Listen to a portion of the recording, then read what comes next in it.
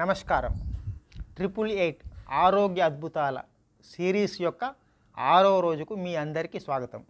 ఎలా ఉన్నారు? అందరూ బాగున్నారు కదూ? మీరు ప్రతిరోజు ఈ శీర్షికలో చెప్పబడుతున్న పద్ధతులను పాటిస్తున్నారా లేదా? పాటించకపోతే పాటించడం మొదలుపెట్టండి. దానివల్ల ఎన్నో లాభాలు ఉన్నాయి.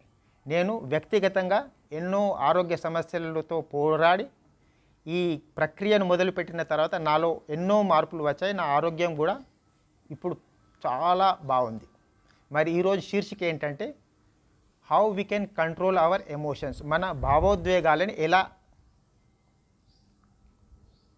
నియంత్రణలో పెట్టుకోవాలి, ఏ సాధన ద్వారా చేయొచ్చు, ఏమైనా మెడిసిన్స్ వీటికి ఉన్నాయా, ఎమోషన్స్ని కంట్రోల్ చేయడం ఎలా. వీటికి మామూలుగా ఔషధాలు ఏం లేవు.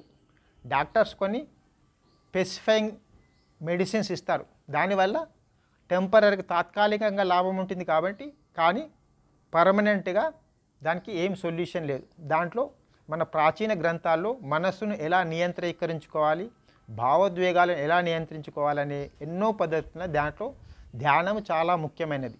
విజ్ఞాన భైరవ తంత్రంలో చెప్పబడిన 112 ధ్యాన పద్ధతులు ఉన్నాయి. దాంట్లో ఈరోజు ఒక పద్ధతిని మనము వాడి భావోద్వేగం అంటే కోపము, తర్వాత మిగతా యాంగ్రీనెస్, తర్వాత ప్రశాంతత లేకుండా ఉండడం, ఎవరిపైన తొందరగా కోప్పడము, ఆందోళన పడడం, ఇలాంటివన్నింటినీ మన ఎమోషన్స్ని మనము ఈ పద్ధతి ద్వారా కంట్రోల్ చేసుకోవచ్చు. సుఖాసనంలో కూర్చోండి. సుఖాసనం కానీ అర్ధసిద్ధాసనం. అర్ధసిద్ధాసనం అంటే ఎడమ కాలును కుడి కాలు తోడకి, కుడి కాలు ఎడమ కాలు దగ్గర పెట్టుకొని స్థిరంగా కూర్చోండి. వెన్నెముక నిటారుగా ఉండాలి. కళ్ళు మూసుకొని శ్వాస పైన ధ్యాస పెట్టండి. దీర్ఘమైన శ్వాసలో లోపల తీసుకోండి, దీర్ఘంగా బయట వదిలేండి. లయబద్ధంగా ఒక లిరికల్గా ఒకే క్రమ పద్ధతిలో శ్వాస తీసుకోవడం వదలడం చేయండి. ఒక మంచి ఆర్టిస్ట్ మ్యూజిక్ ఎలా చేస్తాడో వినడానికి ఇంపుగా ఉంటుందో అలాగే మన శ్వాస ప్రక్రియ కూడా ఒక లయబద్ధంగా ఉండాలి. దానివల్ల ఎన్నో లాభాలు ఉన్నాయి. లయబద్ధంగా లేకపోవటం వల్లనే మనము ఎన్నో వ్యాధులకు గురవుతున్నాం.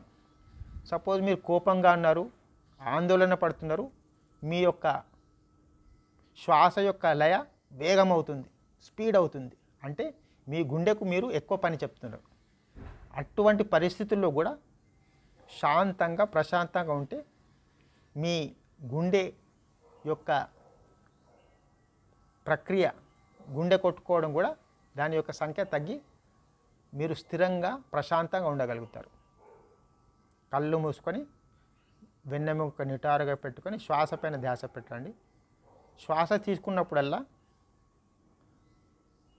నాకు ప్రశాంతత వస్తుంది, నేను చాలా శాంతంగా ఉన్నాను. గాలి వదిలినప్పుడల్లా, శ్వాస వదిలినప్పుడల్లా నా ఆందోళన బయటికి వెళ్ళిపోతుంది, నా స్ట్రెస్ బయటకు వెళ్తుంది, నా కోపతాపాలు బయటకు వెళ్తున్నాయి. అన్ని భావోద్వేగాలు, నకారాత్మక భావోద్వేగాలన్నీ నా నుంచి బయటకు వెళ్తున్నట్టు భావించండి. ఏదైనా ఒక భావోద్వేగం అంటే కోపాన్నే గమనించండి. మీకు కోపం ఎలా వస్తుందో గమనించండి. మీరు కోపం కాదు, మీకు ఎలా వచ్చిందో గమనించండి. దాని కారణాలను గమనించండి. ఒక ప్రేక్షకుడిలాగా మీరు కోపం కాదు, మీలో ఒక భావోద్వేగం వచ్చింది, కోపం అనే భావోద్వేగం. దాన్ని గమనించండి, ఎలా వచ్చిందో గమనించండి. దాని కారణాలను కూడా గమనించండి, ఎందుకు వస్తుందని.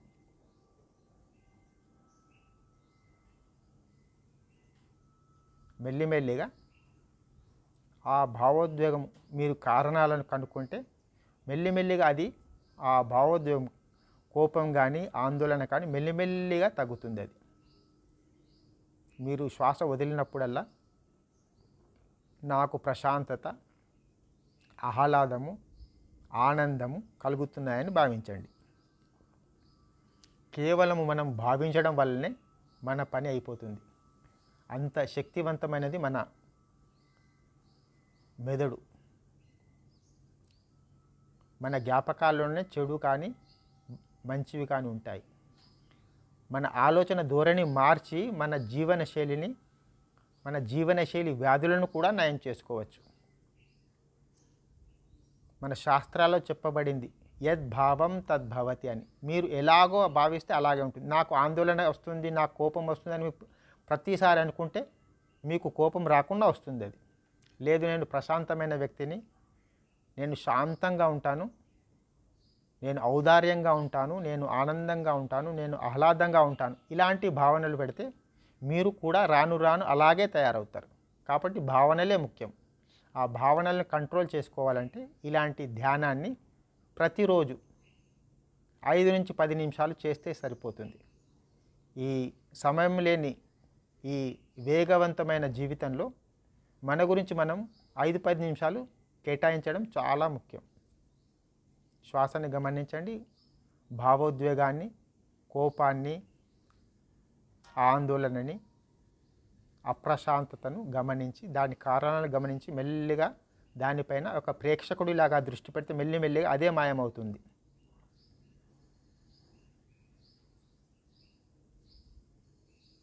సరస్సులో రాయి వేస్తే నీళ్ళలో కూడా కదలిక వస్తుంది. ఆ కదలిక మెల్లిమెల్లిగా దానంతటదే మాయమవుతుంది. అలాగే ఆందోళన కూడా మాయమవుతుంది. దాన్ని కేవలం ఒక ప్రేక్షకుడిలా గమనించండి. ఇలా 5-10 నిమిషాలు ప్రతిరోజు మీకు సమయం ఉన్నప్పుడల్లా చేసుకోవచ్చు. దీన్ని పర్టికులర్గా ఉదయమే చేయాలి, మధ్యాహ్నమే చేయాలండి. మీరు ఎప్పుడు ఖాళీగా ఉంటే, మీ పొట్ట కొంచెం ఖాళీగా ఉంటే ఆ సమయంలో 5-10 నిమిషాలు కేటాయించుకొని చేయండి. మీలో ఎన్నో రకమైన మార్పులు, మీ ఆరోగ్యంలో ఎన్నో అద్భుతాలు రానున్నాయి. కేవలం ప్రక్రియను పాటించండి.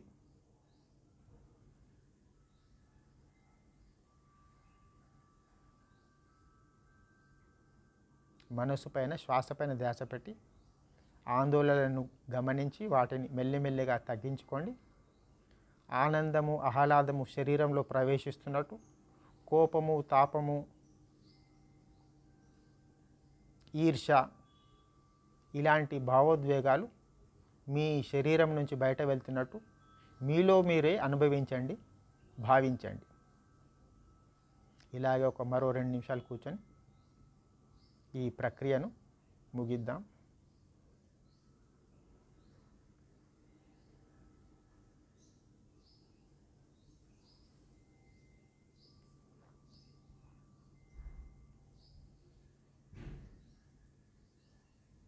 ఈ ధ్యాన ప్రక్రియ అద్భుతమైన ప్రక్రియ.